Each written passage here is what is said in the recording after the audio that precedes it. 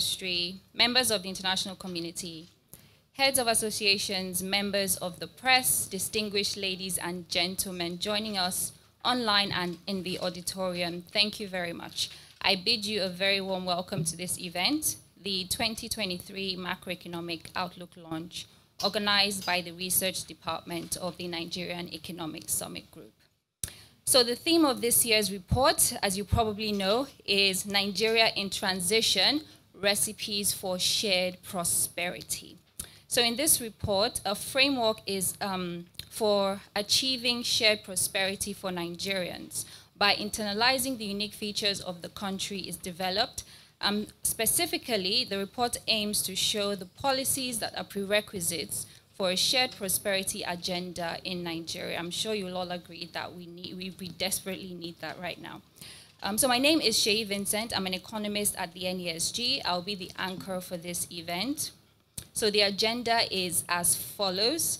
So we'll first have opening remarks by the chairman of the NESG, Mr. Niyi Yusuf, the Outlook presentation by the head of research and chief economist at the NESG, Dr. Olusegun Omishakin.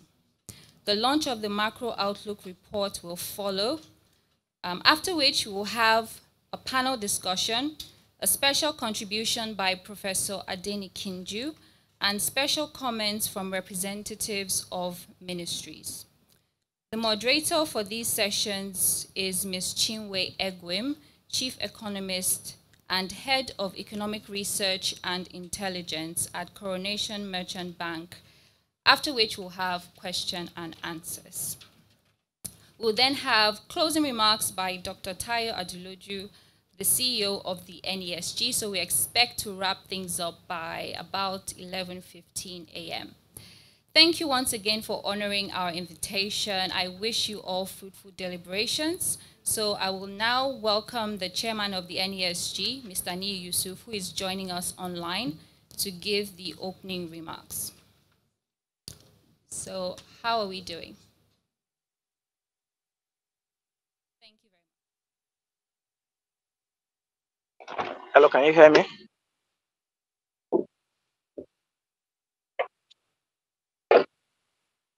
Can you hear me?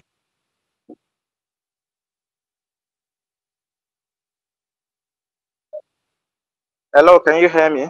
We can hear you, sir. All right, good. Good morning, everyone, and thank you for joining us this morning for this important session, which is where we launch the macroeconomic outlook for 2023. 2023 is an interesting year for us as a nation.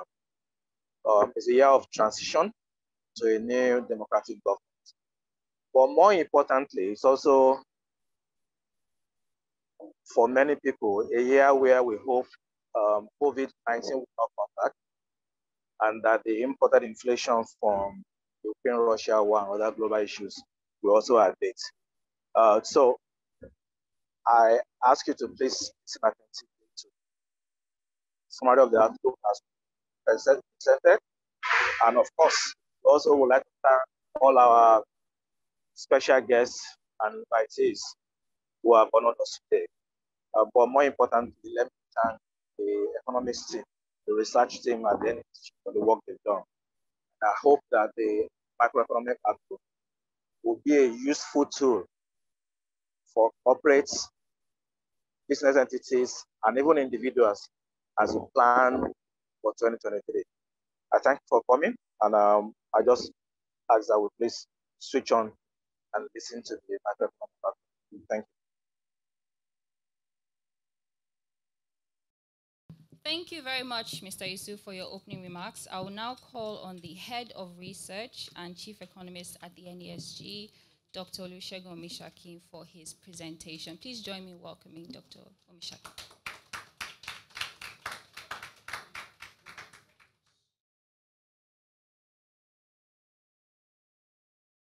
Good morning, everyone. I know. Let's be here. I know it's the situation, the economic situation of the country is not that good, but let's just be here. So I will say it again. Good morning, everybody. Wow, thank you. You are doing my name. All right, very quickly, my job this morning is to present and show the state of the Nigerian economy. I know we are mostly stakeholders, we are experts, we have, you already know what the state of the economy is. But again, we are going to discuss this within the framework of making sure that nobody is left behind, making sure that we share the prosperity together, making sure that we don't have people who are completely excluded from the production process, making sure that we have a better vision, a better hope for the country, and making sure that we give it whatever we need to do to make sure that we are out of this situation. My presentation is in three forms. I will quickly go through the state of the economy in 2022 and then establish the reason why we need to go beyond some major indicators and the need for a deep reform by the government. I will then speak on the need for us to look at the shared prosperity in Nigeria agenda, and then we have a look at what we expect to see in 2023. I'm not going to, talk too much, showing data graph, because we all know what happened in 2022 relating to the state of the Nigerian economy. But we know among all those issues, some highlights are very clear. The first is the fact that we had a growth that was not robust enough. So we are expecting something like 3% on the average for 2022. We also know that this growth is not devoid of high inflation. In other words, even though we expect to grow by 3% in the year, the impact of inflation has eroded this little gain. And also, we know the challenge that we have with respect to the fiscal space, our debt crisis. We are doing around 44 trillion naira. If we had the ways and means to that, we are going towards 70 trillion naira as a nation. So this is not sustainable. I know there have been different discussions around this. After that, we see what happened with respect to the investment climate, environment in Nigeria. We are not doing good at all. And then we see how the CBN tried to make sure that we have a relatively stable inflation rate with the instrument of monetary policy rates and what we are still experiencing now. So it's a serious year. It was a serious year for every one of us, but it leaves us with a very sad truth: the fact that the Nigerian economy can be defined to be that which is weak, fragile, vulnerable, and devoid of prosperity for the people. When we say prosperity for the people, we even mean those who are part of the production process, right? And those who are also excluded. So it was a challenging year indeed. And so that leads us to the fact that any policy direction, any policy discussion that we must have in the room today, or indeed that the Nigerian state would venture into, must look beyond how we grow, as it were, must also look into some critical socioeconomic indicators that will show that we need deeper reform. We all know how the state of the economy, political, and the social affairs globally is now. We left the COVID-19 challenges. Some countries are still battling with that. We have regional crisis and so many other existing challenges, macro challenges, micro challenges globally. Trade has been impacted negatively. Financial flow, for instance, in Nigeria, in terms of the investment inflow, also has been impacted, and the policy challenges are there. But among all these situations, most of the time we talk about the impact on output, global output. So we ask ourselves, the global challenges is making sure that we're not producing at an optimal level. But beyond the question of output, do we really know what it means globally? The fact that while the global recession is literally started, as it were, we are seeing another dimension with respect to the gap between the rich, the haves, and the haves not. We are seeing some challenges with poverty and income inequality. This is one of the foundations upon which the shared prosperity idea will be, based. So we have the top 10 people earning about, 76% of the global wealth, while the bottom 50 holds just 2. And when you break that bottom 50 down to bottom 10, you are likely going to have 0.00001. So this is a big challenge, a global challenge indeed. Apart from the discrepancy in terms of the earning and the income and the wealth, we also notice that from 2020, after the COVID, to 2022, the global push against poverty was stopped. In other words, more people are becoming poor. While more people are becoming, fewer people are becoming, richer. And lastly, this it also shows that it was even during the COVID pandemic that you have most of these 1% elites, their income and wealth increased. There have been different ideas and policy, interventions as to how this gap can be narrowed, but there is a conclusion strongly. The fact is that we need to make sure that the global economy improves. So we need to create the economic pie that is big enough to be shared, first of all. And beyond that, we need to make sure that we take care of the left out. We need to make sure that we look into the income gap. And beyond that also is the fact that these interventions must be done in such a way that is systematic. We've been doing a lot of intervention in Nigeria. We have interventions about youth, about poor people. We want to lift them out of poverty. But most of these ideas are without the central economic structure and system. So there is a need to integrate any policy, poverty alleviation and so many other ideas that seek to narrow the gap between the rich and the poor. There is a need to integrate that within the economic system. And so that is what the shared prosperity proposes.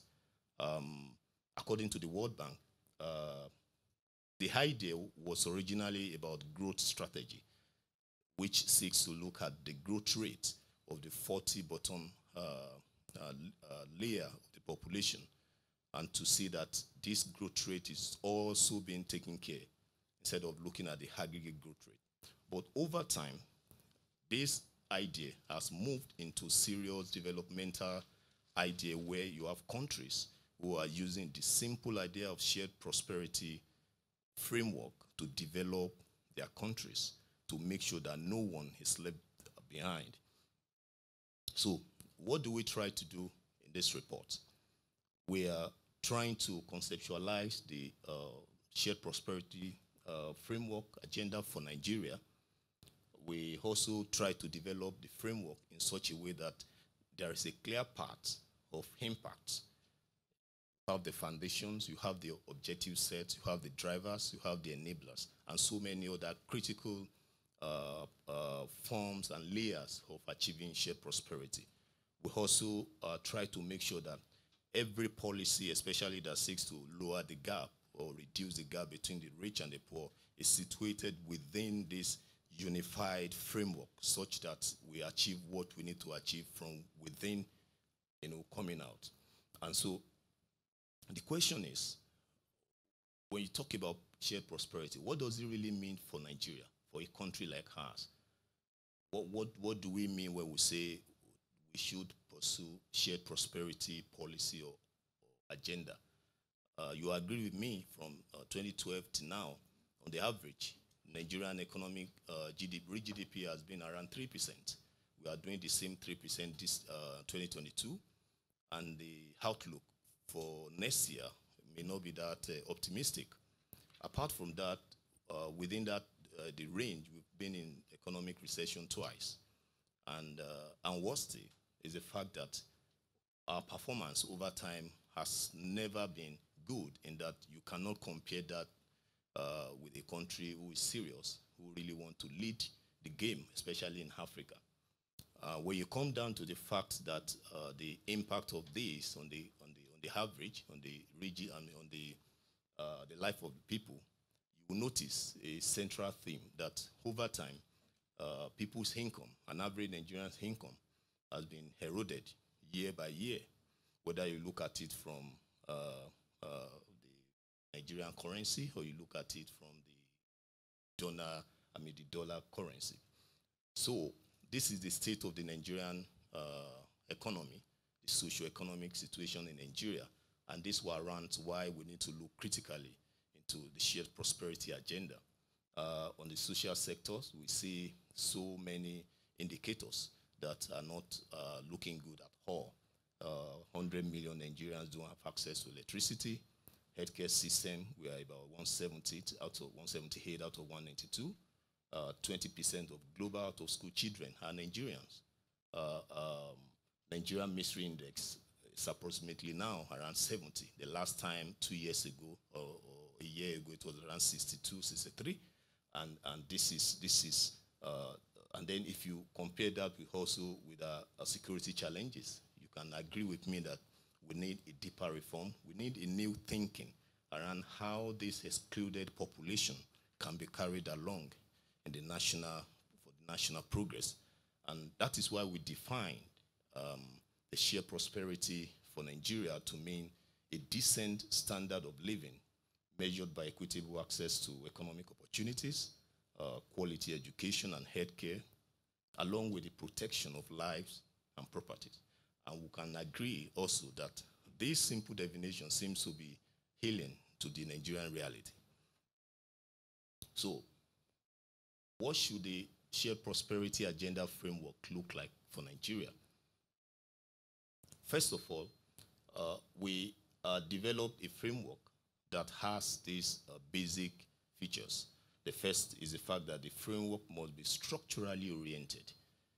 The framework must not be an ad hoc, interventions that is not well integrated with the overall idea of enlarging the pie and bridging the gap between the rich and those that are poor.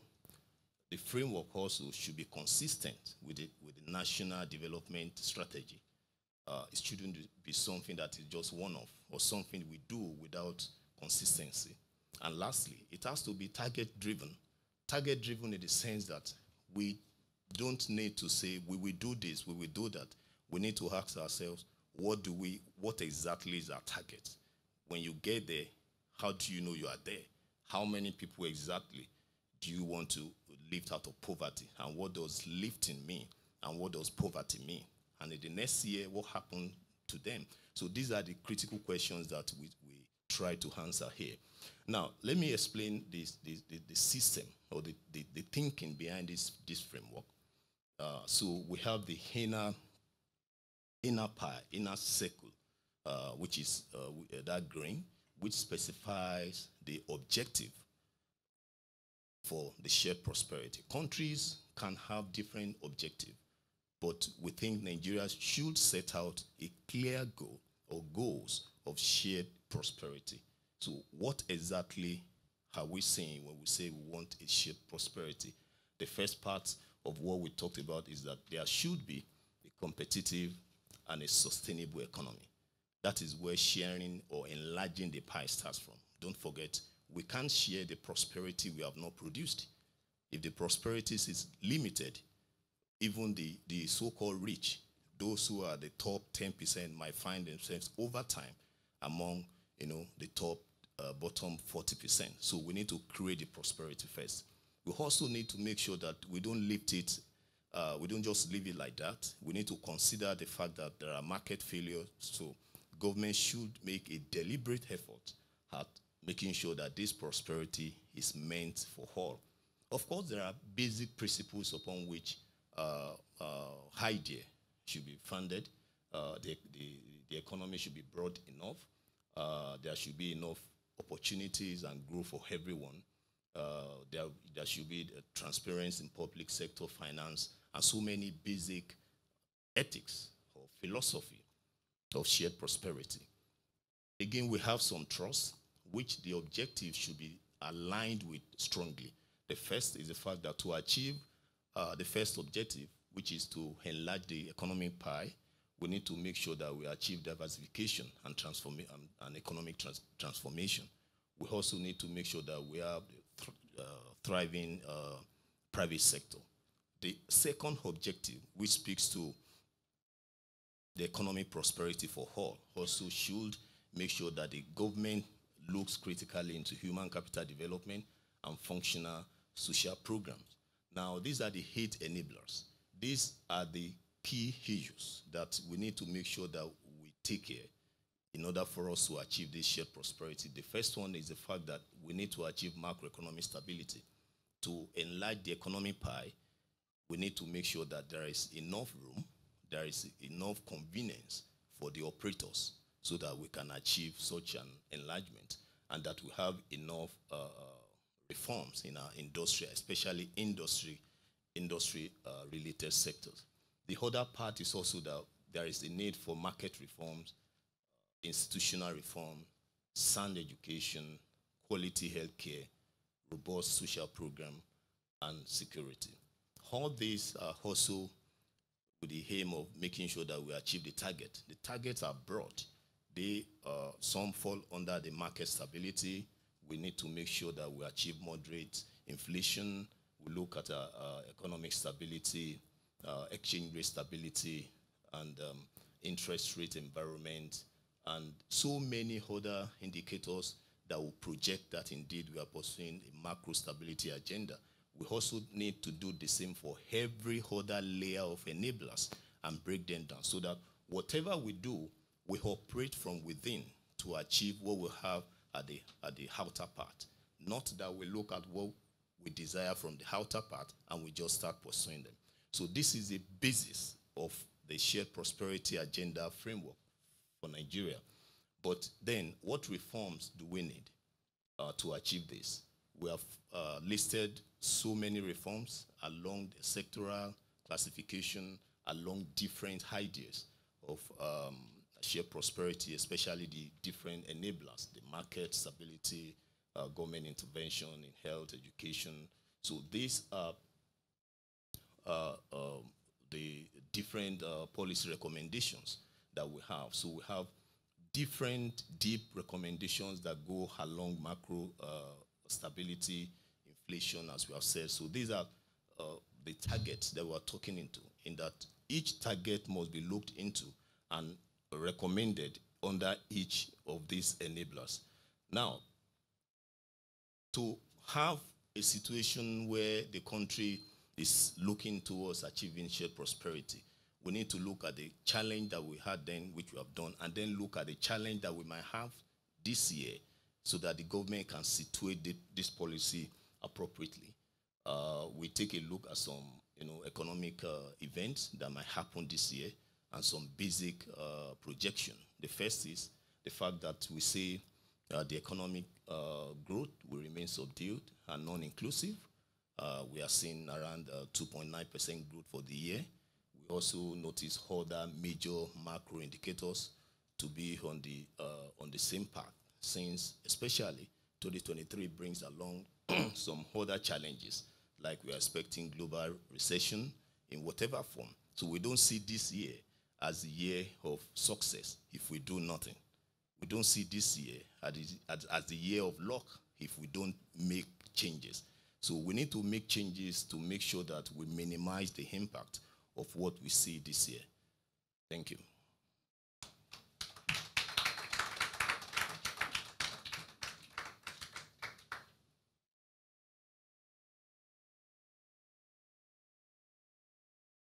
Thank you very much, Dr. Mishakin, for that very interesting presentation, highlighting some of the key challenges facing the economy and some of the key reforms that we need to turn things around. Okay, so it is now time for the official launch of the NESG 2023 Macroeconomic Outlook Report. Very, very exciting indeed. So I will call our CEO, Mr. Laye Jayola, for the unveiling. Please do welcome him to the stage.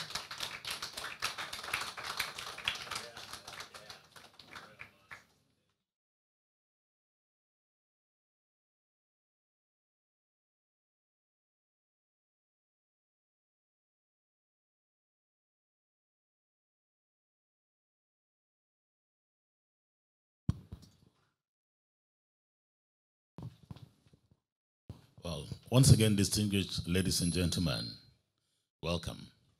On behalf of the chairman of the board of the NESG, Mr. Niyi Yusuf, members of the board, and the NESG community at large, it is my pleasure and privilege to unveil the 2003 Macroeconomic Outlook. And I pray that even as you unveil it, all of us Nigerians will work together to ensure that we have shared prosperity. I tell you, when they met in Davos and they were talking about this, it just drove it home that unless and until we enable people to work together, we'll have an issue. So for the use, for the pleasure, and for the, how not do this thing now? I'll put it like this. Of Nigeria. Thank you.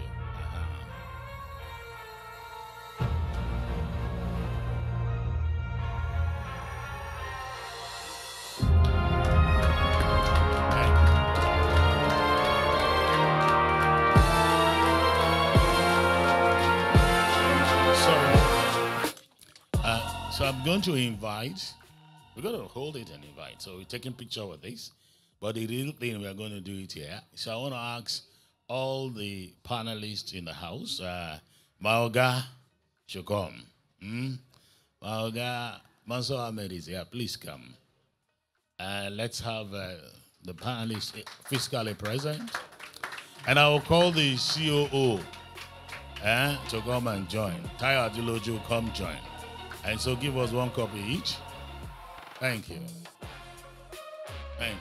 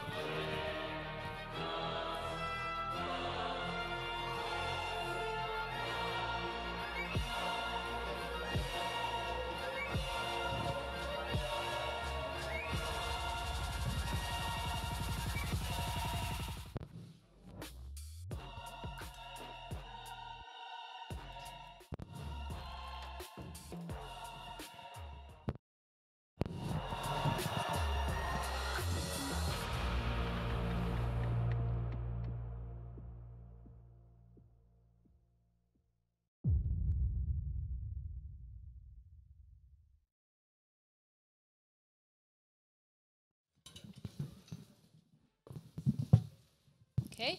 Oh, fantastic. Okay.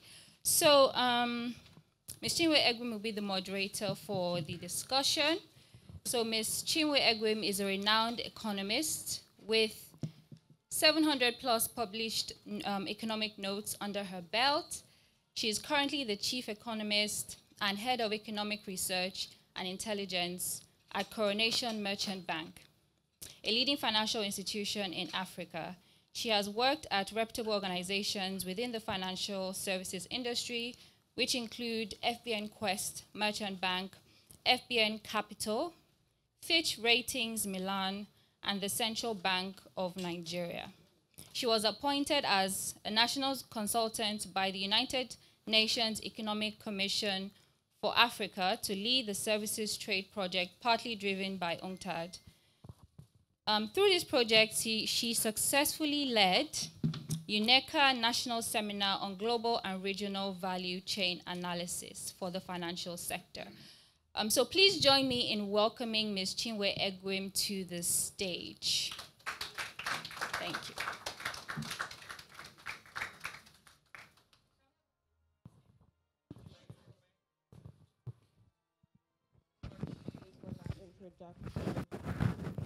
So, good morning, everyone. Good morning. 2022 was, of course, a year of heightened inflation, market rates, and we saw significant depreciation of the currency versus the USD. It was a year where I would say that we required strategic navigation of the economic headwinds. This year, there are a handful of economic themes that would shape the economy, and these themes have been properly or beautifully captured in the report that was just launched. I've had a chance to go through the report. Now, my panel will discuss select layers of this report, and we will also receive contributions from Professor Adiola Adenikinju. I'm going to invite each panelist to join me on stage now, and I believe we have one virtual panelist. My first panelist is Mr. Shubham Chaudhary. He is the country director for World Bank in Nigeria.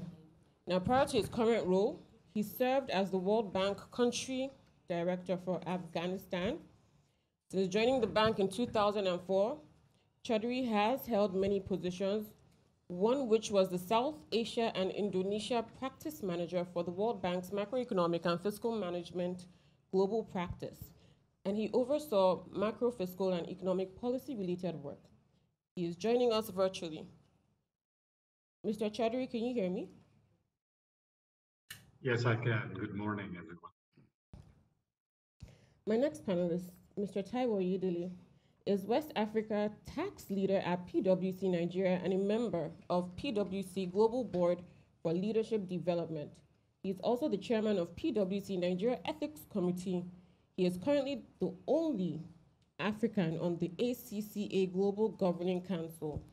He is a contributor to the annual Doing Business report of the World Bank. He is the author of the Top 50 Tax Issues in Nigeria, Insights on Taxation and Fiscal Policy, and the Nigeria Transfer Pricing chapter of the International Bureau of Fiscal Documentation publication. He is also a guest lecturer at the University of Lagos, Babcock University, and the Lagos Business School. Please join me on stage.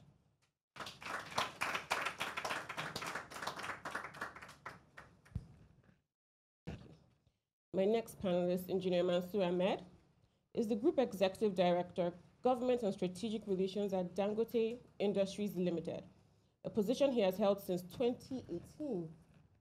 Engineer Ahmed was the Pioneer Director General and Chief Executive Officer of the Infrastructure Concession Regulatory Commission of Nigeria until his retirement in 2012. He was the Director General of the Nigeria Economic Summit Group, where he led the conceptualization and development of the Triple P policy framework for Nigeria. Please join me on stage.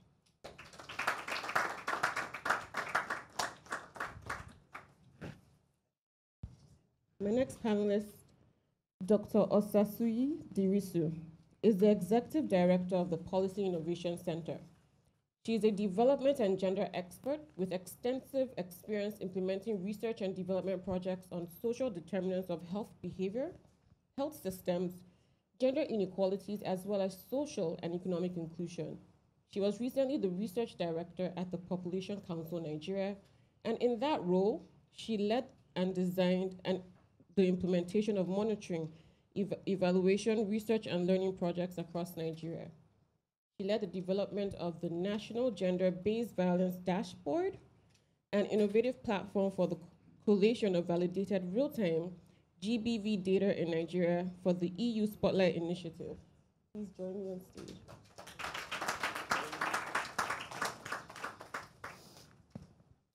Okay, so I understand that one of my panelists has limited time.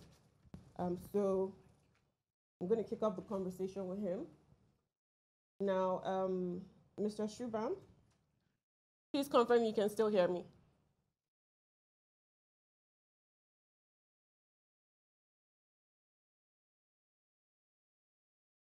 Can you hear me?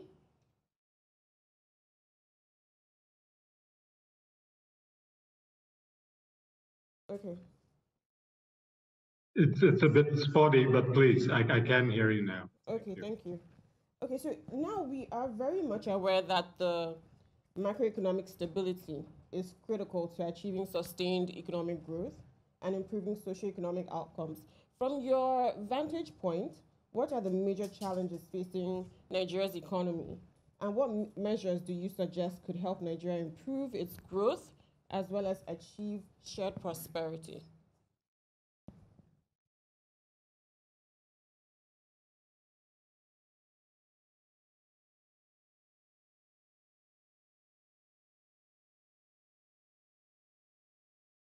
Okay, so I'm going to quickly go over to my next question, and we'll revert when the network is better. So Dr. Osasi, let me pull you in. Nigeria has one of the world's poorest human capital indices, right? Education and health outcomes. The country ranks among the bottom 10% of countries on the Global Human Development Index. How did we get here? That's the first question. And then the second is, what suggestions would you provide as remedies to this situation? When we think about when we ask the question, how do we get here? It's first to understand that not something that happened overnight. So it's been as a result of lack of long-term, focused, sustainable investment in different sectors across the year. So when we talk about Human Development Index standards, we're talking about access to education, and we're also talking about living standards. We're talking about access to education. We're talking about life expectancy. And let's take access to education, for example. Before I break it down, let's just look at the general issues we have around. Just had a presentation on this.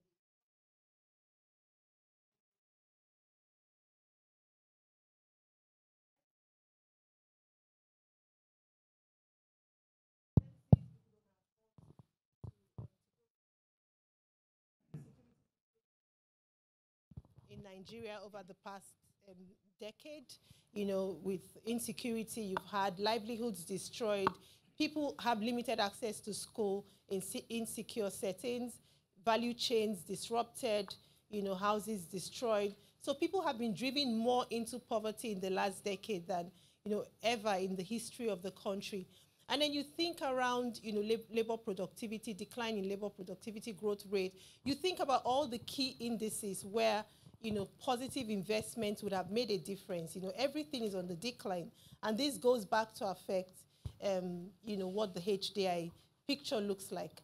Now, in thinking around, also thinking around the problem, we think about the fact that a lot of times we glorify, policies. Okay, we have policies, but do these policies really create an enabling environment for growth, for development? So, for example, when you look at education policies, are these education policies backed with the right budgetary allocation? When we think about budgets, are we thinking about budget that addresses human development needs, or just budgets for the sake of having budgets? So when we begin to think around solutions, we now have to reflect on the fact that, for example, the budgets must be able to meet the minimum levels we need for education. And when we think about access to education, we're not just talking about building schools and building classrooms. We're now thinking about scaling investments that are integrated.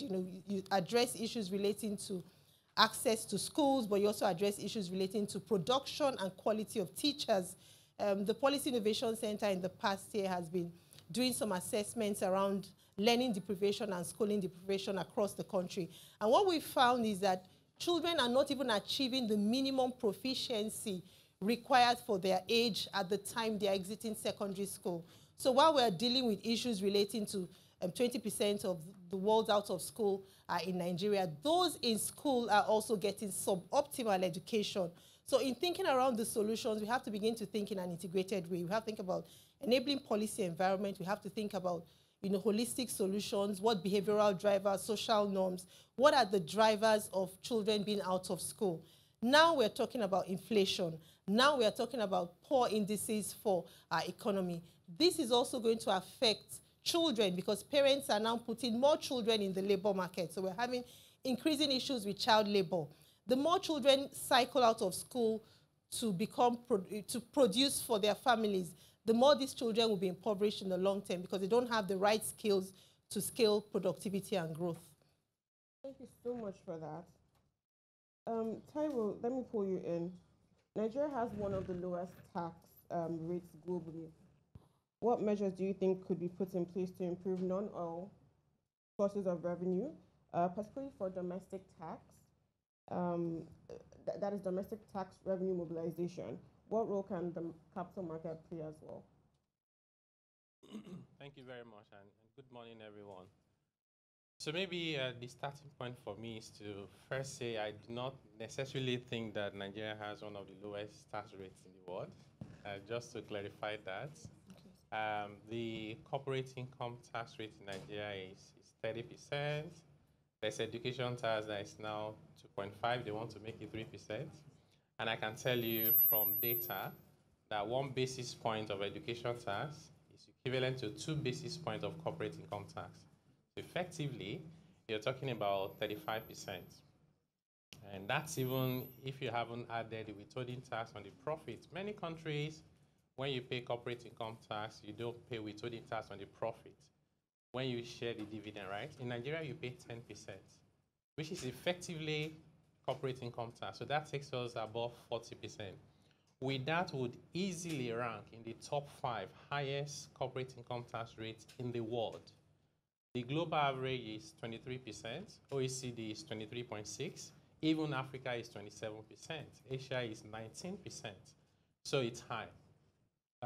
If I talk about VAT, they also say this. They say 7.5% is one of the lowest in the world. I say it's not exactly correct because you are comparing mangoes and apples.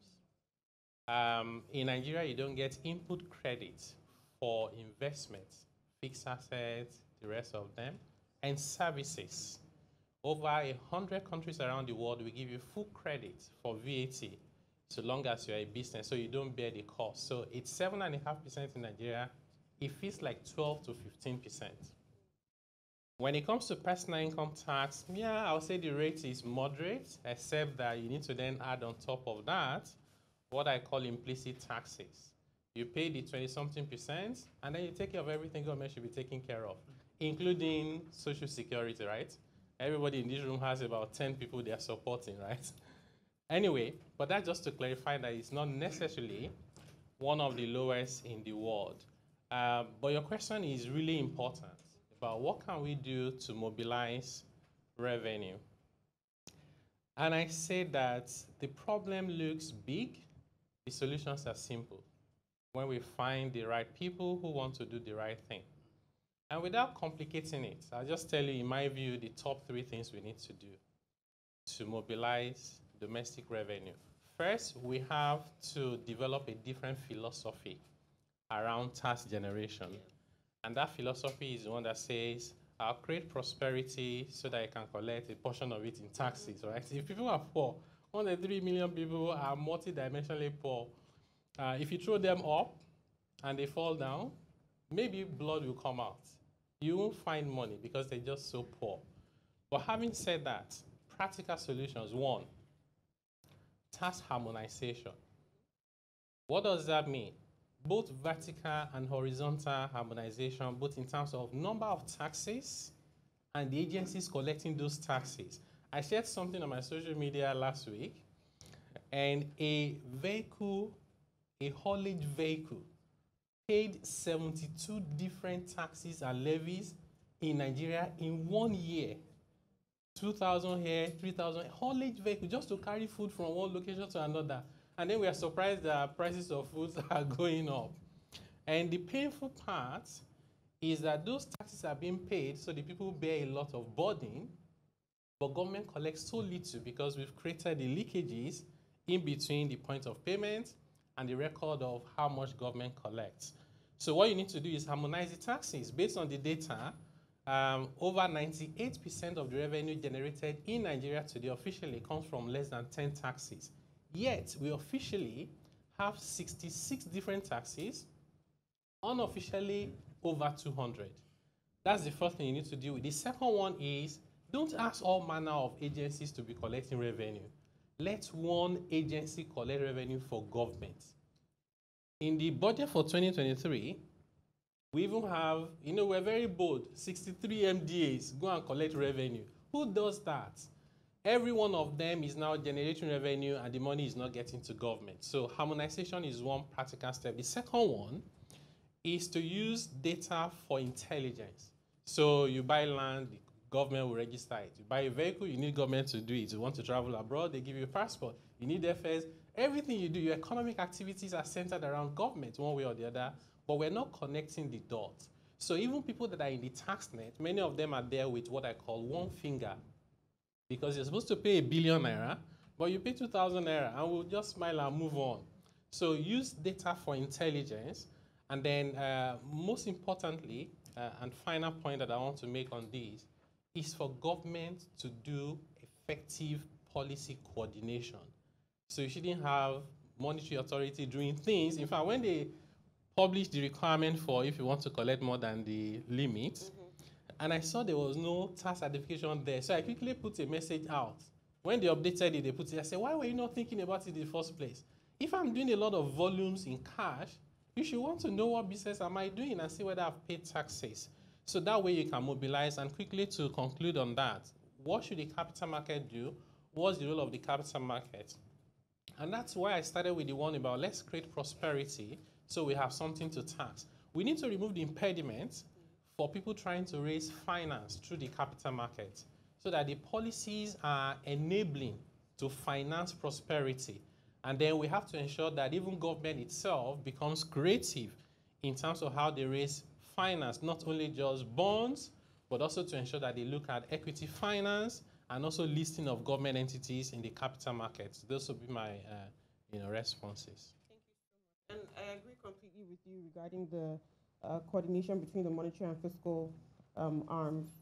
Now, I see that Shubham is back online. Yeah, okay. So I was asking that from a macroeconomic perspective, what are the major challenges facing the Nigerian economy? And what measures would you suggest could keep Nigeria or help Nigeria improve growth and, of course, achieve this shared prosperity that we all want? Okay, thank you, and apologies for the earlier mix-up.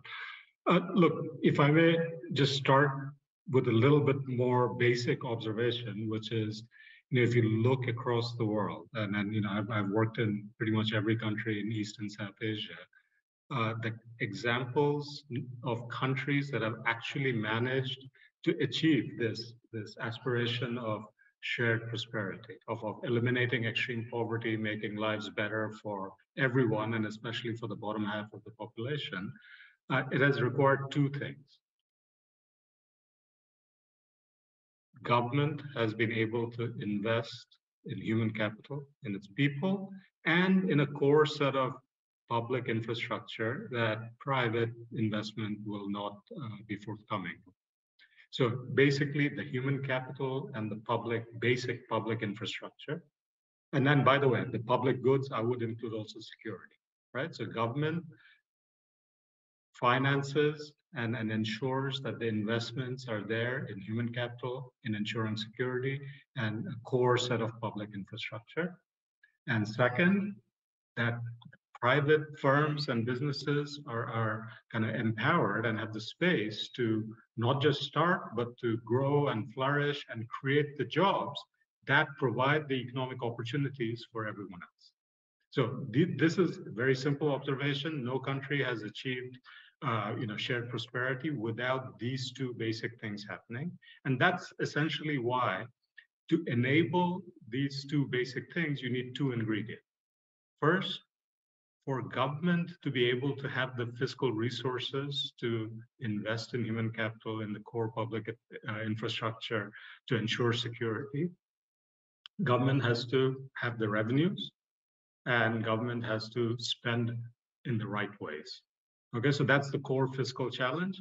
And in the case of Nigeria, unfortunately, this core fiscal kind of imperative has not been met. In terms of revenues, I agree with, we can have a discussion with Taiwo about the rates, tax rates, low, high, etc. But the fact remains that government revenues as a share of GDP in Nigeria right now around 7% is pretty much the lowest in the world.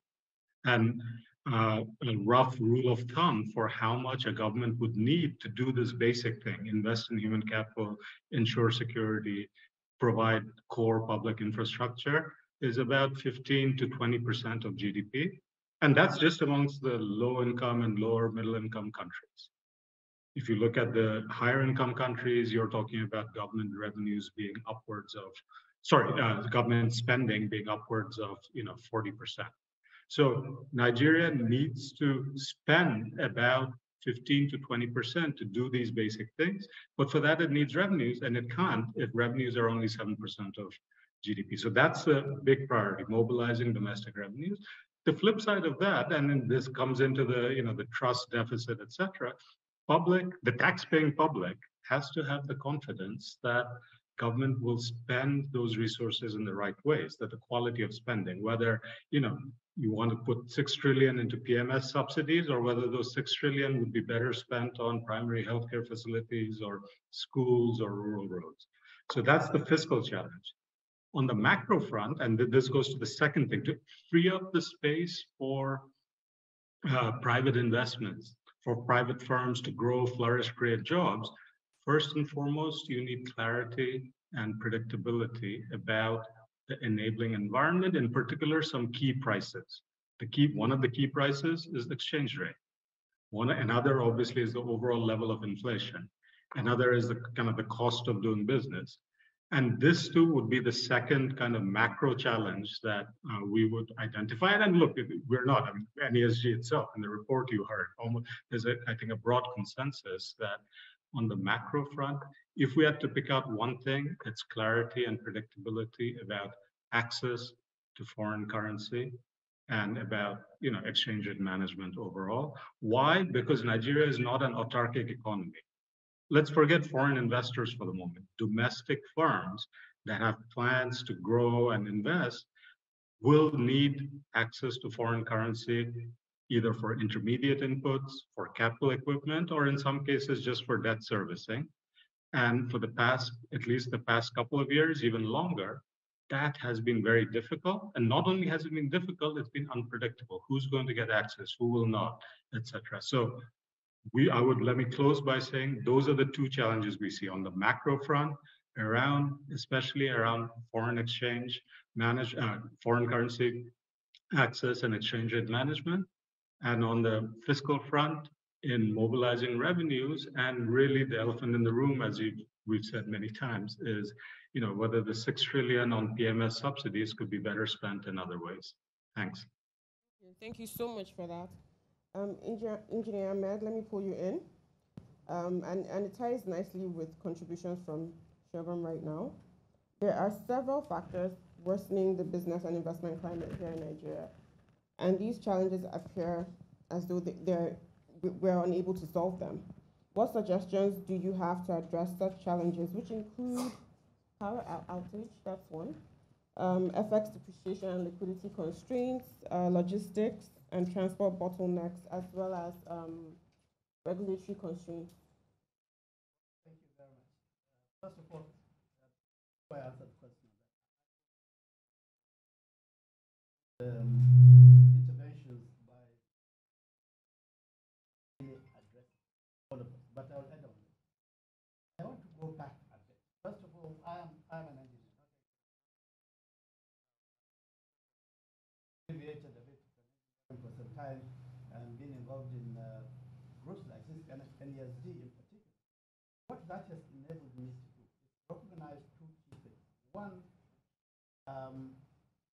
people who make policies and the people who execute or implement policies don't really often understand the concept that our economists, there may be a few economists among them, but when we sit in listen to the World Bank and other institutions on these economic activities, what one wonders is how do these people who actually, in fact, make and implement or execute the policies, how do they understand these things? So I think we need to better communicate. And I would like to give just 2 or 3 examples. First of all, I attended one World Economic Forum many, many years ago. And I still remember an intervention by a gentleman who, when we're discussing about this prosperity issue, he said, well, you know, and he's obviously from the third world. He said, you know, the problem is if you refuse to share your prosperity with us, we will share our poverty with you. And frankly, this is, I think, perhaps communicates the real issues we're talking about. Prosperity does not come out in there. It is created by people. It is created by activities based on government policy, activities of individuals, activities of investors, and so on. But at the end of the day, who had the responsibility for ensuring that this prosperity that we created is shared, in the sense that it goes down the line and enables citizens at every level to participate in that prosperity. The fact that this does not happen, even on a global basis, has consequences. And over the past several years, concern about huge immigration, sometimes at the cost of their lives, people, you know, crossing deserts and swimming across seas, is simply a reflection of this one fact. You refuse to share our your prosperity with us, we are coming to share our poverty with you, right? So they go around. And of course, what happens, the more immigration here, the more people in those locations fear about, you know, how they are going to share in the poverty that people are bringing. But let's look at it even internally. We've been talking about the problem of increasing poverty index. I think somebody said we're now probably about 80% poor. And this has not always happened. I think at one point we're probably less than 40% or thereabouts. But what happened is the fact that we continue to make policies and implement policies that have continued to deprive a vast number of citizens of opportunities to share in the prosperity that is being created. And I think this issue itself of the fact that more people are falling under the poverty line needs to be looked at vis-a-vis what the economists call the Gini coefficient, the few people that are continuing to sap the prosperity that we're creating. And I believe that if our policymakers and the policy implementers understand that it is from the actions and decisions they take that we can reverse this position, then I think we'll begin to see sharing of prosperity in real terms. And I think the presentation made by Professor is excellent. But I feel a sense that we are creating, or what he said, expanding the prosperity above sharing the prosperity. I think the two must go together. Because if you don't work on sharing the prosperity, even as we are expanding it, the gap is going to continue. And there's not going to be one single action at any point in time that will enable you to share prosperity without you doing something that enable you to build prosperity, not share. That will enable you to enhance prosperity without you taking action that will share the prosperity. Because it is the activity or the result of sharing prosperity that will boost the prosperity from the bottom. So to a large extent, I think my feeling is that what this means is that we need to continue to find ways of communicating these economic facts of life, these economic realities, communicating them in a way that those people who are particularly responsible for policy making, policy execution, and implementation would understand them in terms of their day-to-day interaction with society. So let me now come to the question. I think you've already said it. Many of the factors that have continued to invade, if you like, our economic prosperity have been identified. Power is clearly one of them. And frankly, the issue is when you don't have the energy. Today, you cannot produce any real positive output without sufficient energy in the form in which it is required. And we have been talking about this for God knows how many years. I think NESG has been dealing with this since its inception, 30 years ago, 28 years ago. And yet, our policies, our actions have not always reflected as the sense that we keep doing the same thing over and over again and expect different results. First of all, we must approach the issue from three perspectives. One, you cannot solve it, as Doc said, you cannot solve it overnight. Therefore, you have to prioritize. And in my view, in providing power or electricity or energy for whatever purpose, what we should do is to prioritize providing it to those sectors of our economy that will actually produce the most output out of the power. And that is why initiatives like, for instance, creating industrial hubs, where you can then concentrate and the industrial activity and provide power on a scale that will make a huge difference, rather than just distributing across. Secondly, I think we must also recognize that in the circumstances we are particularly in today, we do not have an ecosystem that makes the power available go as far as it could. We are generating, I understand, something like 17,000 megawatts. We are actually still delivering 5,000 megawatts or what. So there's a huge amount of power that is being lost.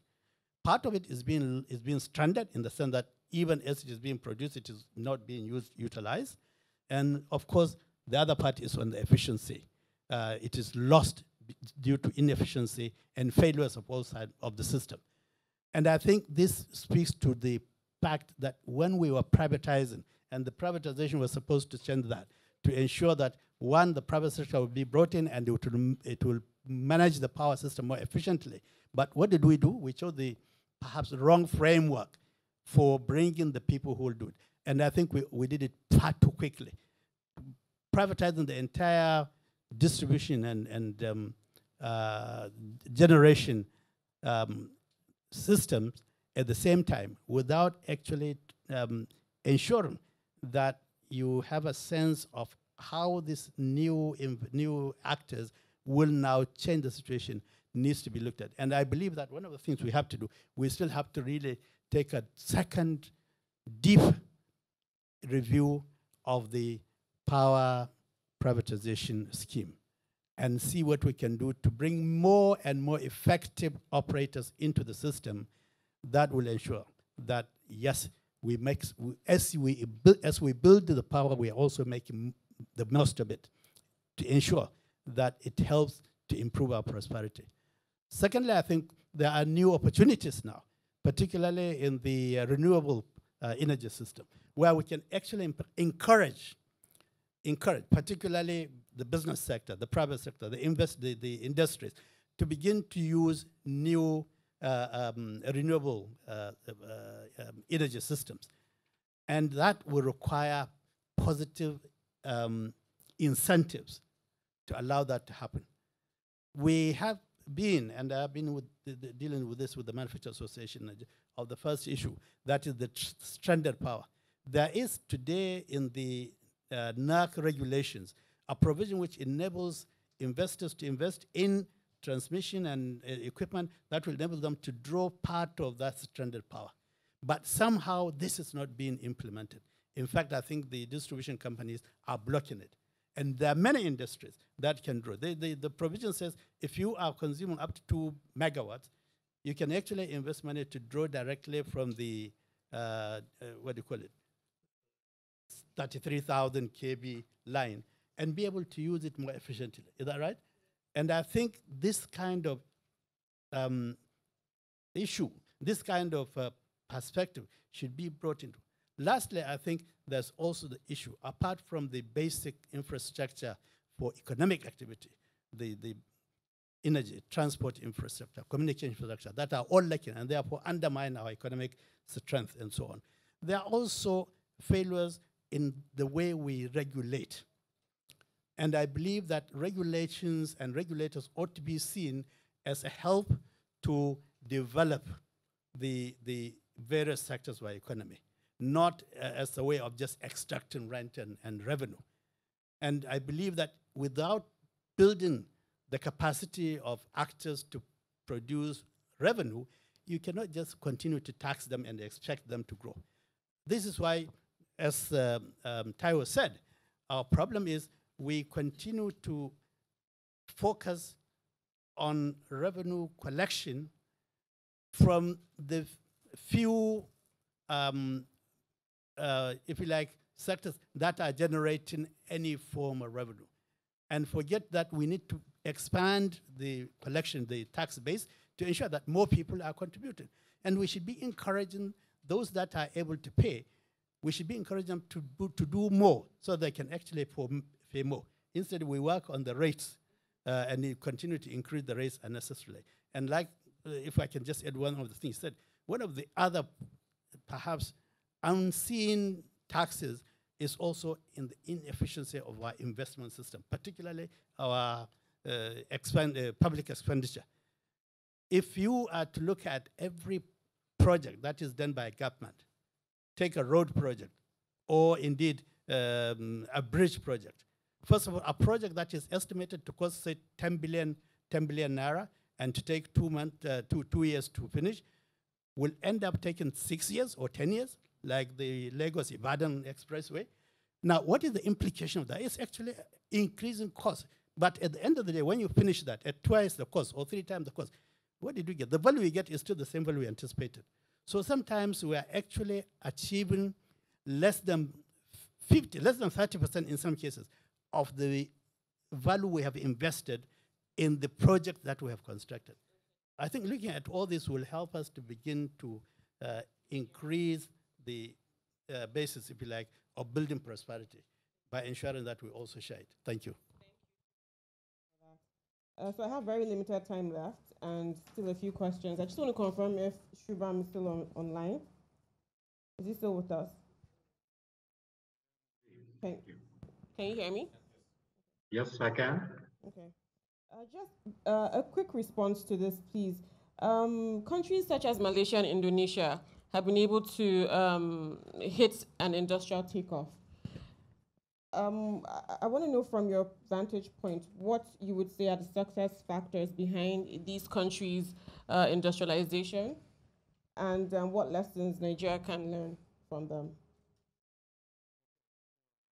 I will be very quick. Thank you. Four things. First, I think, we talked about getting the macro fiscal right, because that's sort of the foundation for everything else. Malaysia, Indonesia, to some extent, got the macro fiscal right in terms of, the fiscal resources, as well as overall management of the macroeconomy, inflation, exchange rate. And, second, investing in human capital. Having the fiscal resources meant they could invest in human capital. Indonesia went through a period in the 80s, 90s, massive school building, road construction, etc. Third, like Nigeria, Malaysia, Indonesia, one of the big policy or political imperatives has been increasing domestic value added. But unlike Nigeria, and I should say unlike India as well, India is where I come from, in the 70s and 80s, Indonesia and Malaysia realized that the way to increase domestic value added is by fixing the problems behind the borders, such as, whether it's the business enabling environment, whether it's the transport connectivity infrastructure, rather than closing off the borders, which is what India did in the 70s, 60s, 70s, and 80s, and which Nigeria still does to a certain extent. So in other words, having the confidence that, look, if we fix the behind the border issues, our firms, we have enough potential, we have enough dynamism that our firms, our entrepreneurs can compete with the rest of the world. And finally, the fourth thing is, in order to, doing each of the three things that I mentioned requires a consensus, and obviously it requires a national consensus, but first and foremost, it requires a consensus amongst the elites, amongst the political business elites, that their own self-interest will be served. Let me put it crudely, that they will get a bigger slice of the national pie if the national pie grows, rather than trying to squabble over a bigger slice of the pie when the national pie is in fact shrinking. So there were periods in Malaysia, Indonesia, where that kind of light bulb went off among the political and business elites.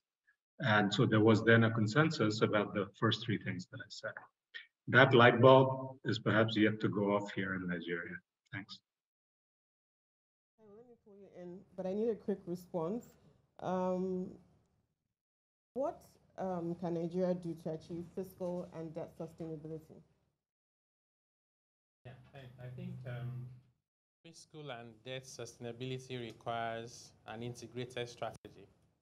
Integrated in the sense that you have to look at revenue, spending, and debt together, not in isolation.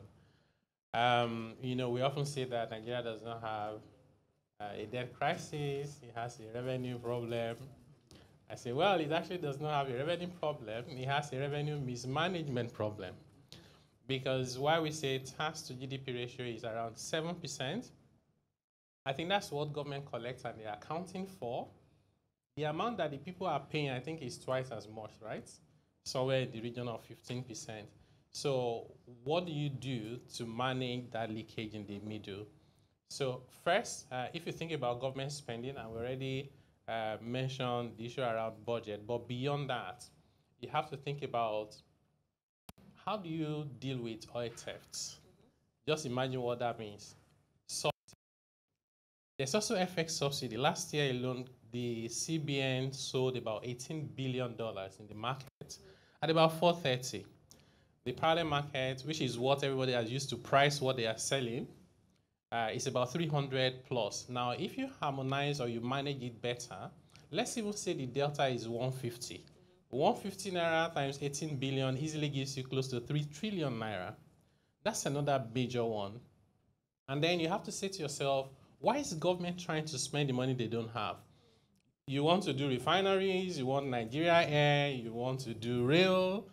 Provide the enabling environment, private sector will do this far better. And then not only would they save government the money they're wasting, they then pay taxes to government, they create employment, and that addresses the issue of cost. Adam Smith, as far back 1776, said already, think about what you want to do. Private sector, there's the invisible hand, right? They do it right. So government focuses only on the social aspect. On debts, we need to be more creative. Even though I still have a question that nobody has really answered, and that's the interest we're paying to CBN, where is it going? So they say it's a lot of cost. Is it not coming back to government? But that's by the side. If you think about it today, and just think about the Euro bonds and the interest we pay, all those interests are described as interest as tax-free. Because when we did that, the world was different from it is now. The world is discussing what they call Pillar 1, Pillar 2, which says if you don't pay tax in one country where you earn it, I'll tax you in my home country. And countries are beginning to amend their laws to say, actually, based on these, I will tax you instead of losing my revenue to your home country. Nigeria has done nothing. And I don't understand it. Because you can easily make hundreds of millions of dollars, if not more than that, by just amending your laws. And one of the proposals I shared with the policymakers this year is, in this our Nigeria, we still ask Nigerian companies to pay a lot of taxes in foreign currency, creating two problems. One, they will struggle to find the dollars to pay for their software, which they can't find in Nigeria. So it's not like they're not being patriotic. Then they join the queue again to go and bid for the dollar that's already in Nigeria so they can use it to pay Nigerian government. You create unnecessary hits in the forex market. Number two, because you can't find the money on time, you don't pay the taxman. So why don't you amend the law? When Russia was dealing with their problems, they did two things. Buy my crude in my local currency. Just last December, they said, pay my taxes in local currency. Their currency appreciated. So our problems are self-inflicted. We need to be praying less and be doing practical things towards solving them, one thing at a time. Thank you so much for that. Dr. Osasuyi, let me pull you in. I think this will be my final question before we invite Professor Adeola. Now, several social investment schemes such as the Free School Feeding Program and Empower, among others, were launched by the present or the current administration. How would you judge the performance of these schemes with regards to their poverty alleviation goals? Thank you very much. So we had quite a lot of social investment programs in the last few years. And to a large extent, I think that even the data shows that these programs have been successful in scaling, in improving outcomes. Let's look at the homegrown school feeding program, for example. A lot of the data shows that Children wanted to go to school when the school feeding program started. They were happy to go to school. They had a meal. Unfortunately, because he was just limited to primary 1 to 3, as children moved up the ladder, they faced the same challenges again, which is, I'm hungry, I haven't eaten, you know. But in addition to that, we also saw the market linkages that came from the school feeding program. So improving livelihood for rural farmers, you know, employment for the cooks and all that. So there has been quite some progress in that regard. And then when the COVID-19 hit in 2020, one of the things that helped the country manage it better was there was a national social register of poor and vulnerable households. So it was easier to target the poor and vulnerable for cash transfers, to also help them to survive, but also to begin to think about developing opportunities for new livelihood opportunities, new livelihoods. So we've seen situations where, whether you're looking at the JEEP or the Empower, to a large extent, the programs have achieved some impact. Challenges, however, is that a lot more people have now been driven into poverty. So we are looking at MPI of 62.9%. That's 133 million people. So a social investment program that was supposed to support a limited number of people to get back on their feet and get out back, you know, into income generating opportunities are now depending on these social investment programs for survival. And because you have a lot more people who need to be helped, and then with rising inflation, a lot more people are going into poverty, then the social investment programs become unsustainable. You know, so at the end of the day, although we can say that there has been progress, we need to go back to think around what is the real foundation. The real foundation is to, you know, to improve or support a broad-based economy where you have jobs, and then you leave social investments to be just for the poor and vulnerable. Just to mention lastly that the programs have not been without challenges. So we've had issues relating to lack of supplies, issues relating to delay in payment of beneficiaries, issues relating to false identification. You know, so these are challenges that have, you know, we've seen along the line. But what is more important now is that dependence on social investment programs has become a lot more unsustainable because we have a lot more people now going into poverty. Now, before I conclude this panel, I would like to invite Professor Adeola Adenikunju to provide his contributions, and I'll give a brief profile.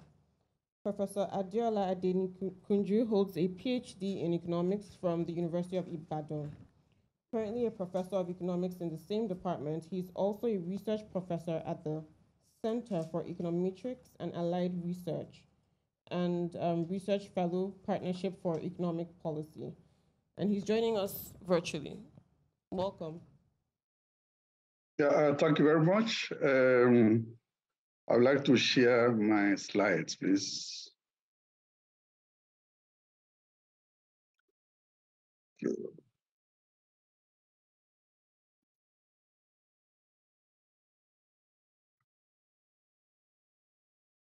Okay, well, let me thank the NESG for this invitation, and let me also congratulate them on the successful launch of this 2023 Macroeconomic Outlook Report. I just want to provide some link between the report that they presented and the development plans that Nigeria is implementing, and the medium-term plan, 2021 to 2025, and the Nigeria Agenda 2050.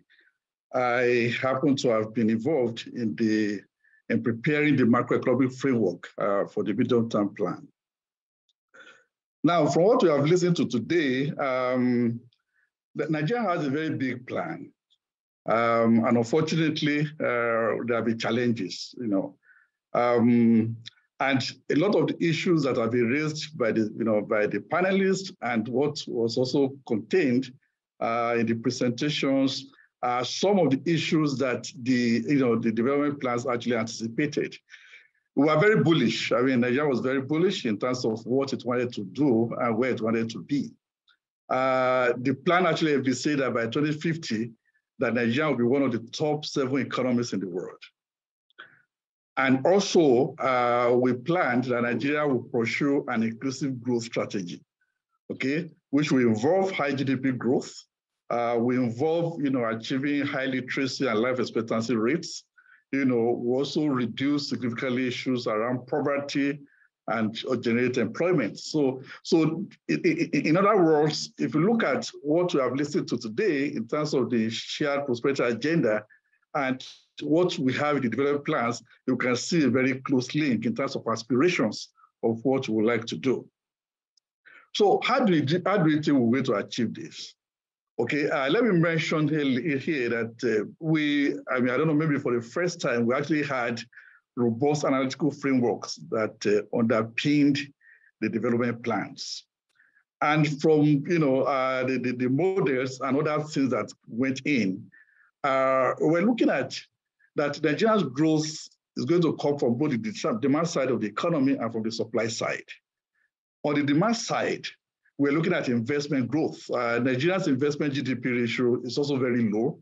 And here we're looking at, investment actually being driven primarily by the private sector. Okay, consumption also, which is a key driver of the economy, also played a very, very important role in that drive, and exports. Now, the supply side, we're looking at, greater focus on oil exports. I mean, as we all know, oil export has been the driver of the engine of growth for Nigeria. And that has come with its own challenges, okay? That makes us very vulnerable and exposed to vacancies in the international economy. Now, the third issue that we also think will be very important in driving growth is to enhance the core performance of the government. And this issue has been raised by the World Bank Audit Director and Taiwo.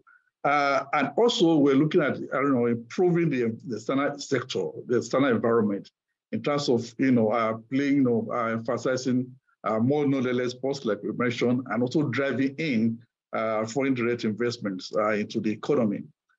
Also, the issues around, inclusive growth was very important via emphasizing employment generation and higher productivity in the economy. Now, so the overall thrust of that growth, of that plan, is to have a private sector-led economy, but that is complemented by a strong developmental state. And I look at, I listen very carefully to what the World Bank Country Director has mentioned. We need a strong developmental state that is resourced to be able to perform some of the roles that we expect to perform so that the private sector itself can thrive. So it's not a private sector or the federal, the state.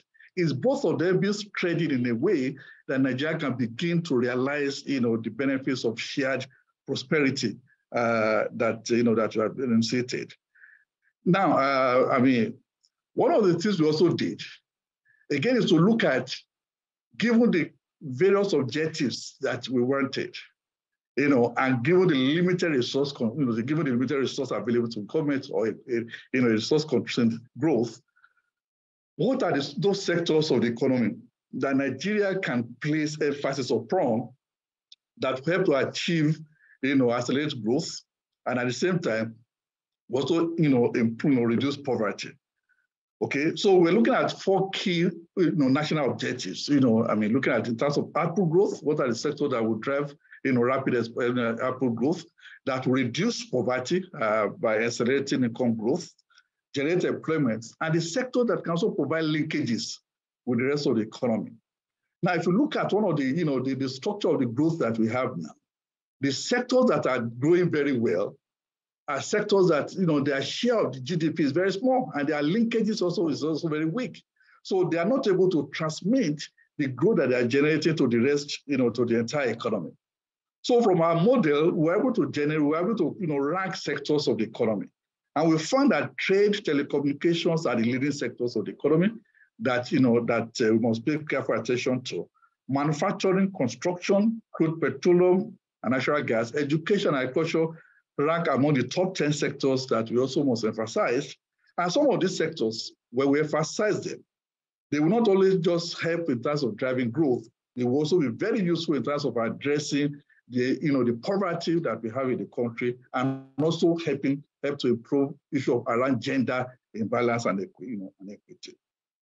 Again, it has also been mentioned by previous speakers, and and let me that there are four areas that were identified that these sectors will need support. Again, some of this support does not require government a lot investment, direct investment. Some of them are just in terms of maybe policy change, changes of laws and regulations, and providing incentive structure. So what are the types of support we identify? One is infrastructure, okay? They had infrastructure, power, road, transportation, financial services. Again, just like Taiwo mentioned, government may not necessarily have to provide resources, provide direct, resources to finance this. The private sector can be incentivized. There can be PPE and other arrangements, non-equity ways of financing those kind of infrastructure. Then governance and institutional reforms. Again, this is very, very strong in the report that was presented to us and variously also mentioned by our panelists today. Then we also have indirect government intervention, credit and tax, reforms and incentives. Again, this is highly, this is well articulated in the report and also highlighted by the discussions that we have had today. Then in terms of, direct government intervention, there are just very few sectors that government really need to directly, invest in, culture, education, education, health, human capital development is very important. Public administration, have a strong public administration that's able to provide, the environment, that the private sector can thrive. Finally, because of time. So the plan identify areas that government needs to focus upon, okay? And we said one, the government should try to enable, resource, and promote key sectors that we have identified. And like we said, this support may not necessarily be direct investment, okay?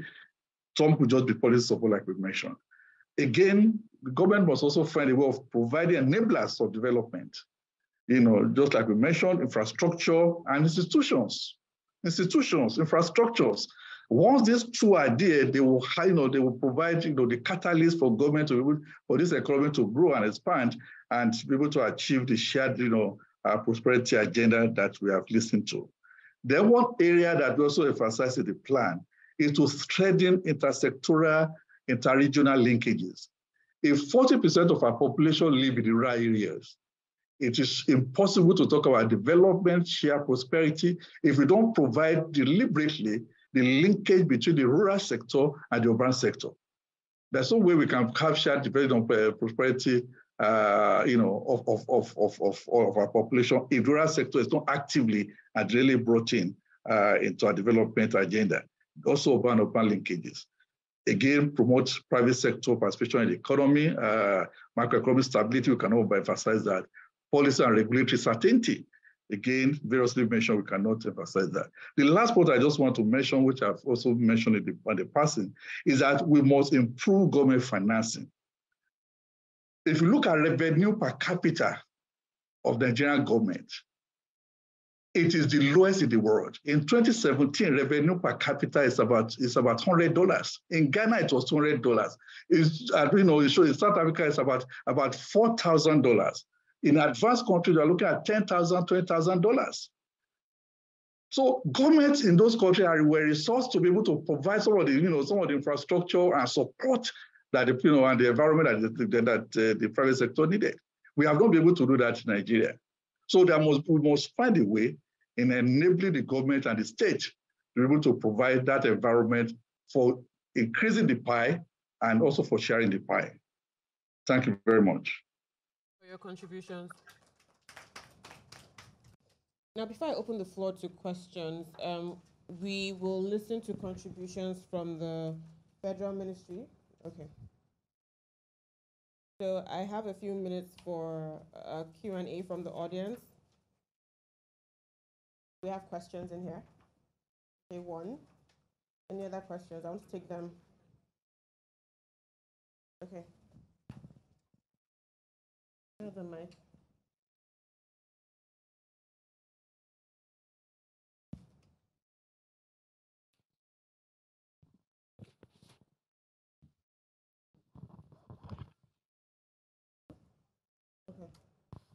Okay, yes. Yeah. Good morning, everyone. Thanks for the discussion, and thanks to the panelists for the very rich conversations we're having. So my question is to the World Bank country lead, Shubham.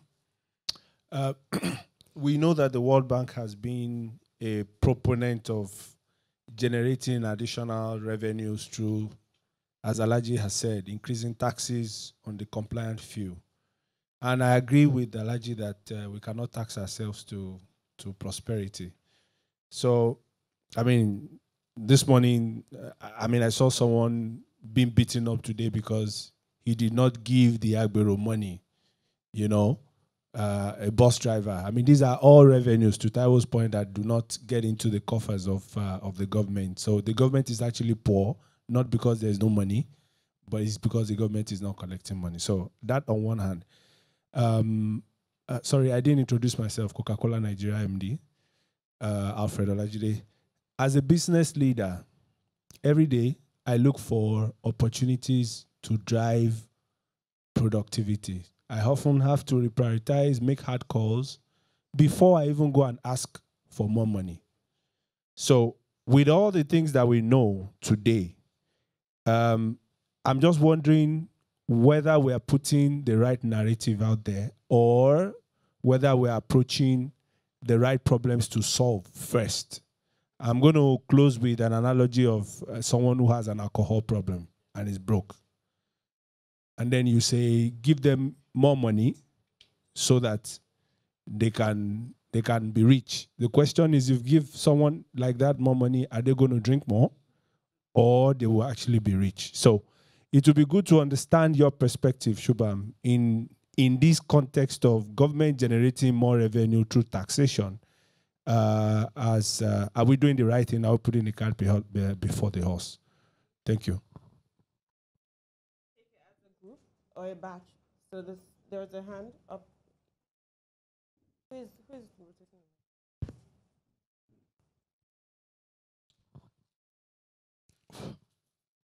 All right, good morning, everyone. My name is Jude Chemeka. I'm the divisional head of capital markets at the NGX.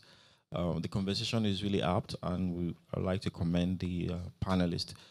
But in terms of sharing prosperity and the role the capital market plays, my question is really around what do you think government should be doing around bringing companies to the market? Because I think that is really a key area where the prosperity can really be shared in a democratized format. Today, we have less than 100,000 retail investors in our market. And we do know that if we're just looking at those that have BVN, there are over 36 million Nigerians that have financial inclusion. So why do we then have such low number of people in the capital market? Thank you.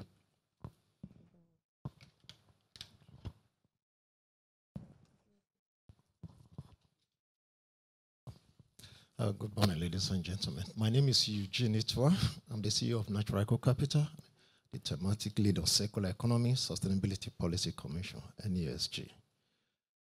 Taiwo had mentioned that a number of problems we have are self-inflicted. Is it possible to identify those that are behind these problems? And then the second one is you also talked about, you gave some figures on the type or kind of taxes that are collected. And you also had mentioned that some people benefit, or you have institutions or persons that benefit from this. Who are these people? Can we actually map the leakages? Have we done it before? Can we identify all of this? Those are just my concerns. Thank you. Thank you so much. So Shubham, can you begin with responding to the question that was thrown at you? Sure. Good morning, Alfred. Look, let me respond in three parts. First part is to say that I absolutely agree that the quality of spending, that what government at the federal and state level does with the revenues it receives is absolutely key. And in an ideal world, one would say, okay, let's restore the faith of the citizens, faith of private firms. Let's cure the alcoholic, as you would put it, right? Before we start giving more funds to government. The challenge right now is that, and so that remains a critical agenda. Everything you hear us say about PMS subsidies, about ensuring better accountability for the funds that government is spending through the budget at the federal or state levels. I mean, a big chunk of our programs that we support are geared towards that. But let me extend your analogy a little bit. The alcoholic happens to have a daughter in high school who's about to go to college. And the financing, without additional financing, that daughter is going to be condemned to a life of hustling on the side of a road somewhere. What would you do then? And I guess what we're saying is Nigeria is sort of in a place where, yes, there are some big problems that need to be solved. At the same time, there are some big needs that we cannot just ignore until some of these other problems are solved. Hence, at this point in time, and this is why we've been kind of talking about the urgency of business unusual, et cetera, is that it's all hands on deck on all fronts. I absolutely agree tax base needs to be broadened. I absolutely agree tax administration needs to be improved to stop all these leakages, all these informal fees that are collected every time we cross a state border or come into a new local government. But even if you fixed, I mean, there have been some estimates. I'm sure Taiwo and the team have done some. I know the IMF has done some. We've done some. Fixing the leakages, even and solving some of the problems with the VAT that Taiwo mentioned, the fact to make it actual VAT rather than a sales tax, etc., will raise revenues by maybe 3, 4, 5 percentage points of GDP. That will still leave Nigeria at about 11%, 12% of GDP, well below what Nigeria needs to spend well to ensure that government is doing what it needs to do for the people, for producing basic infrastructure. So that's where we are coming from, which is not to say that to ignore the quality of spending side, to ignore the kind of the need to restore trust. But it is that while we're doing that, government also needs to think about how to not just expand the tax base, but also think about where rates might be lower than in other countries. So that's where we're at. Ultimately, the decision will come down to Nigerian stakeholders, yourselves, Nigerian businesses, as well as the government.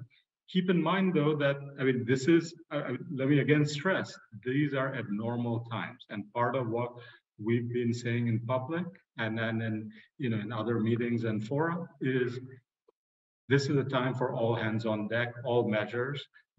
Nigeria doesn't have the luxury of doing things with the right sequence, testing, waiting, and then seeing how things come about. Thanks. Thank you. I think the other two questions are best suited for you, Taiwo. Thank you very much. So the question about the NGS and what should we do to bring more companies into the market, I like the question. So I think I'll categorize the issues into both micro and macro. So there's a bit that the NGS has to do, for example, like it should not be easier for me to buy a stock in the US on my phone here in Lagos than it is to buy a stock in the Nigerian capital market. I know that process is ongoing, so it needs to continue. On the macro side, I always say that most times people say government needs to provide incentives. I say, well, that's even the wrong priority. The situation is so bad that what government needs to do is to remove these incentives. And don't even worry about giving incentives, just remove the disincentives. Over the past 20 years, 94 countries around the world have reduced their corporate income tax rates. Only about 4 have increased over that period. Nigeria is one of them, increasing it through the back door sometimes, all manner of taxes. The OECD has reduced by more than 10%. In that period of time, their tax collection has gone up, and the share of CIT to their revenue collection has reduced. You know why? Investors pay attention to corporate tax rates in making investment decisions, even less than VAT and personal income tax. So the logic is, I will attract investors to come with my competitive corporate income tax rate. They create economic activities, employ people, they pay PIT. Those people buy things, they pay VAT. Nigeria should not be in the top 10 countries for highest tax rates in the world. We need to lower Nigeria's corporate income tax rate. That's a very important number one step. The second one is those disincentives, and I'll just mention about 2 or 3 of them. So we're very practical here. So there's a provision called minimum tax in Nigeria. That provision says, I don't care whether you have made losses. I don't care whether you are dying. Every single year you must pay tax to government. If it means using your capital to pay, if it means going to the bank to borrow, who does that? I don't get it. And anytime you're trying to explain it, somebody says, well, because we don't trust the profit they are declaring. I said, if it's anything at all, companies that are listed, if you must worry about anything, it is to worry about whether they will overstate their profit. I do not see any rational company that is listed and would understate their profit. Another one is capital gains tax on shares. Nigerian government just recently, about 2 years ago, introduced capital gains on shares in the capital market. The entire capital market in Nigeria is less than the market cap of the largest company in South Africa, not the US. And when you cannot distinguish between when you are at the seed level versus fruits, and you tax your seed, you kill tomorrow's fruit. So I know of a company, foreign investor who invested in the Nigerian capital market. In fact, it was not even speculative investment. They bought a lot of shares of a Nigerian company about 11 years ago. They sold last year. Nigerian government said, yes, based on our records, the Naira amount, you have made gains. These guys in dollar terms, they were selling for less than half of the money they brought in. On top of that, they have to pay tax. You think they'll come back again? They are done with Nigeria. So you have to address those impediments, and then government has to be very intentional. Why can't I clean up NNPC and list it in the capital market? Why are the refineries not cleaned up, sold to private sector, and list?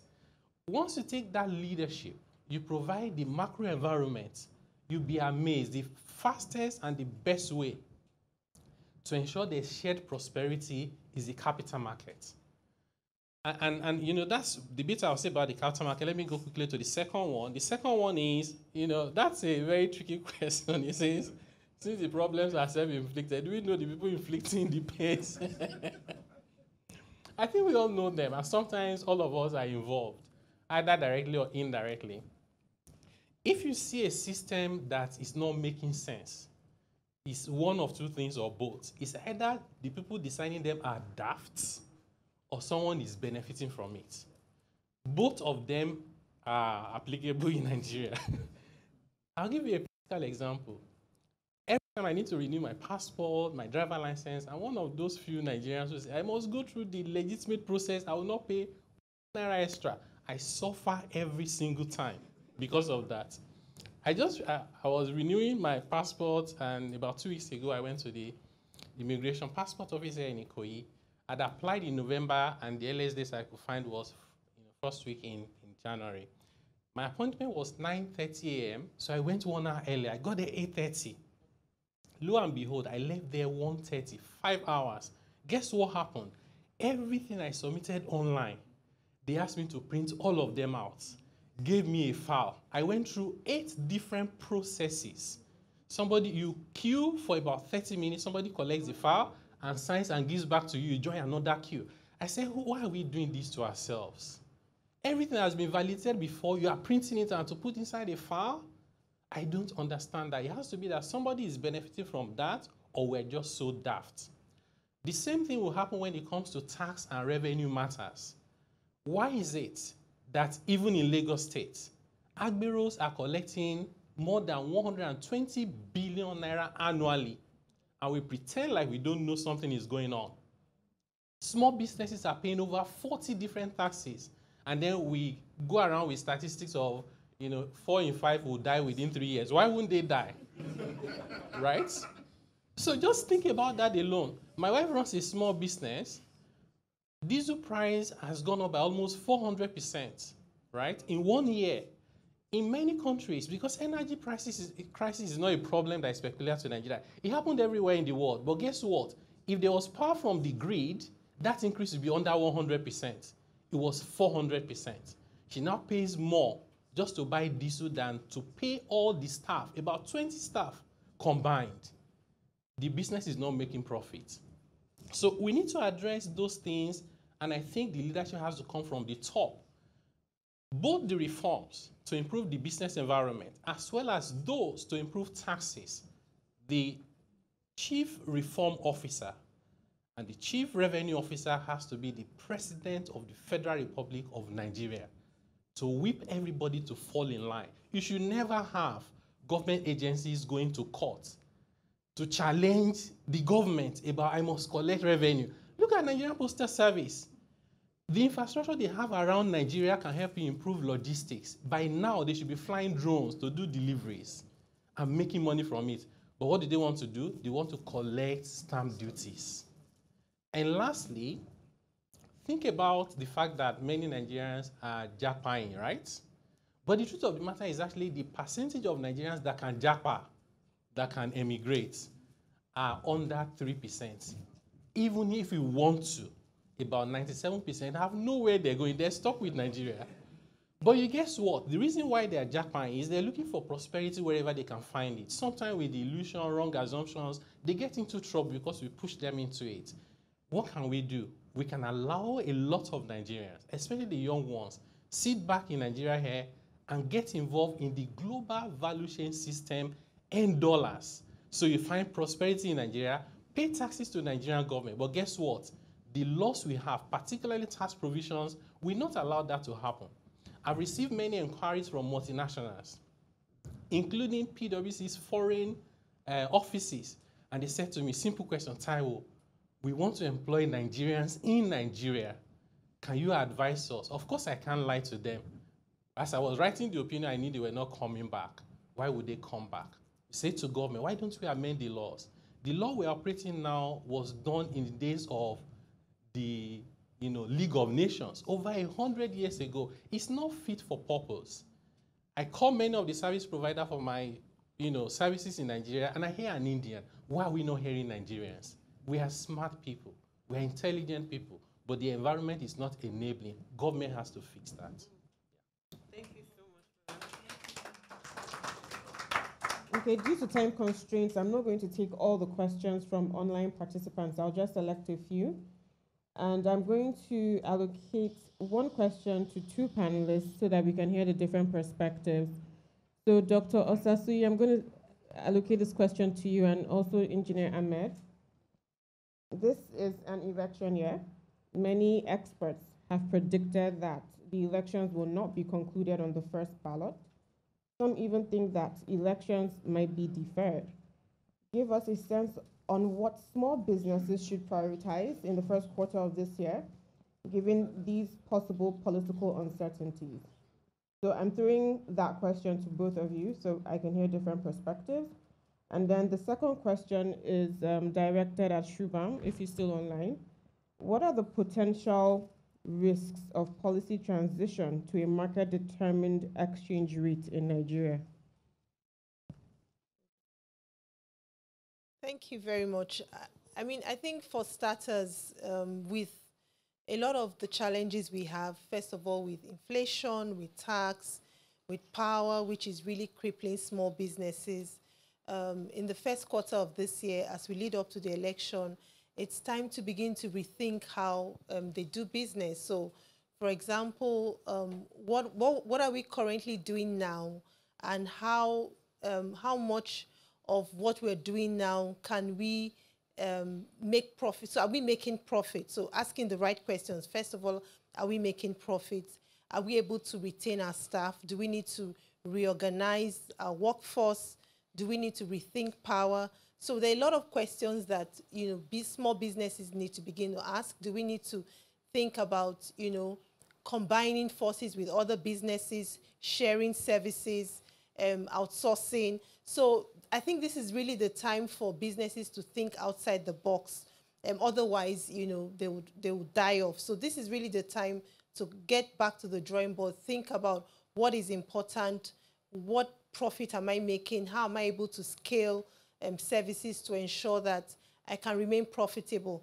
And because there's a lot of uncertainty around how the elections would go, so this is the time to really, I mean, I know if last year when the fuel problem came up, we saw a lot of bakeries, for example, closing in Abuja because people felt, I know someone who closed down her bakery and said she was going into the food value chain. So let me just buy food and sell. So this is really the time to do that rethinking, because if you're running your business at a loss at a time when there's a lot of inflation and income inequalities, then you're going to drive, you know, yourself even into more poverty. Thank you. I hope, as the question says, that we will not have a clear win in the first ballot, so that at the end of the day, we will have a government that is probably a little more inclusive. Now, so for the what the small businessman will do, I think frankly is to, yeah, okay, so we are going to have a period of uncertainty because we don't know what will happen if that happens. But I presume that this uncertainty will have some timeline. So if you're doing business, I think the thing is to say, what do I need to do to ensure that I can keep my business at least operational or thriving for that period? If you are, if we have, for instance, a problem with whether you will get the raw materials you need, maybe you can stock up. Maybe you can also look at what are the most serious risks you would face if there is this uncertainty and there's some problems. Can I mitigate some of those problems? So it's really a question of thinking ahead, identifying what you can do to safeguard the survival of your business, and going ahead and do them. I think that's basically in addition to what Dr. Sose said, things that you need to do. Thank you. Thank you so much. Shubham, did you catch the question I asked? I did. Okay. So very quickly, look, the risks associated with moving towards a more market, the word I would use is responsive rather than market determined. Exchange rate management system. Well, one risk is obviously kind of a sharp disruptive depreciation of the Naira from its current official value. We happen to think that actually, to the extent that the Naira, the official rate, is overvalued, kind of the parallel rate kind of reflects not just what the excess demand is for foreign currency, but in some sense it also has overshot in reflecting kind of some of the speculative and hoarding and other tendencies that having an artificially constrained exchange rate often invites. So while there, that's something to pay attention to, and any market responsive exchange rate management system should factor that in. And I think the CBN itself, the official position is a managed float. Well, managed float means there's some floating responding to market signals. And then that's really the direction in which we've been trying to say that Nigeria should consider. And the depreciation or a sharp depreciation in the Naira would obviously have inflationary consequences. So that's another big risk. But again, to the extent that we think that actually a move within the, let's say, the investor and exporters window, a move to let the official exchange rate be a bit more market responsive, will lead to a depreciation of the official exchange rate, but not necessarily, lead to a disruptive, very sharp depreciation. So we think the inflation kind of shock has already been factored in. Most companies that we talk to, most private individuals are having to pay parallel rate, and that's already factored into the headline inflation rate. Everyone connected today, just take a look at 2016 till March 2017. where again, there was an effort initially to keep the official exchange rate flat while pressures were building up because there was excess demand for dollars. What you will see is that the headline inflation rate during that much of 2016 going up to the first quarter of 2017 tracked the parallel market rate.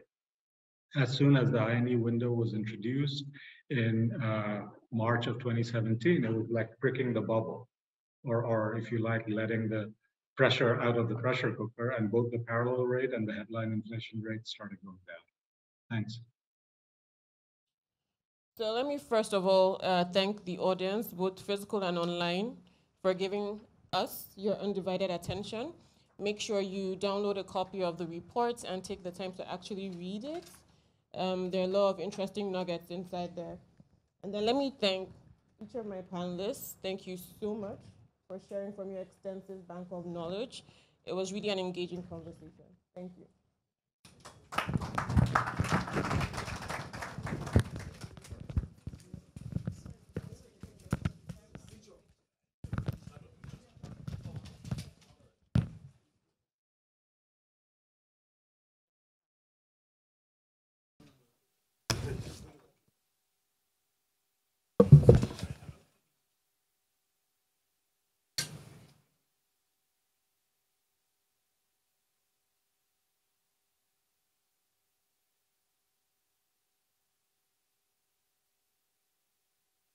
Thank you.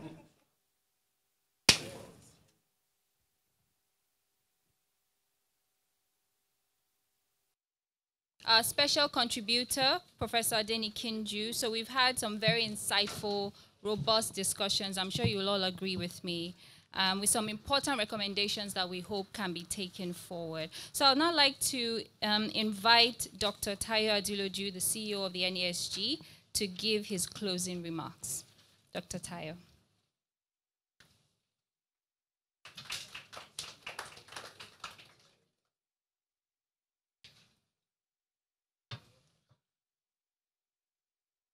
Thank you again, distinguished ladies and gentlemen, both virtually and in person, for what has been a very robust set of conversations. I think, as the title of this launch specifies, the Nigerian transition will be all hands on deck, or we don't go through successfully. So I want to encourage you to continue to engage, inform, disseminate, share the reports. The link is now available across all the social media handles. Tweet it, Facebook it, like it, push it, download it, put it on WhatsApp. Let Nigerians know what they are up against as they listen to the aspirants in their final push for your franchise in this electioning process. It's important. We've released another report alongside this report called Understanding the Nigerian Economy, particularly because we kept hearing things in the electioneering process that required that every Nigerian, in addition to the outlook, understands how we got here. And by understanding how we got here, understand the imperatives of where we need to go. We think these two pieces of documents, you should all read it, discuss it alongside agendas, manifestos, statements you're hearing from political candidates at federal and state, so that you make informed choices, right? One of the things we heard from INEC clearly in this last set of stats that we have now seen is that this election belongs to the young. Okay, if young people go out and vote, and if they go out and vote as informed citizens, exercising their franchise not simply based on nuanced ethno-religious and other sentiments that have pervaded our sense of choice over the years, just based on the information, the next election outcomes will be very interesting. The question about whether we want a runoff or not will be a question for the gods. But for us, we say God bless you. Have a great week ahead. Have a wonderful 2023, and may it be full of shared prosperity. We want to take some pictures out there. You can join us with quick pictures. We have tea, we have reports. Like I said, if you want physical copies of the Understanding the Economy, which is really our, like I said, our agenda piece for knowledge sharing for the election, and this one, there are more copies out there you can pick as you go on. But tea is served. Have a lovely day, gentlemen and ladies and gentlemen. And to those of you online, we can't share tea with you, so we hope you have some tea where you are as you study these reports. Thank you, ladies and gentlemen.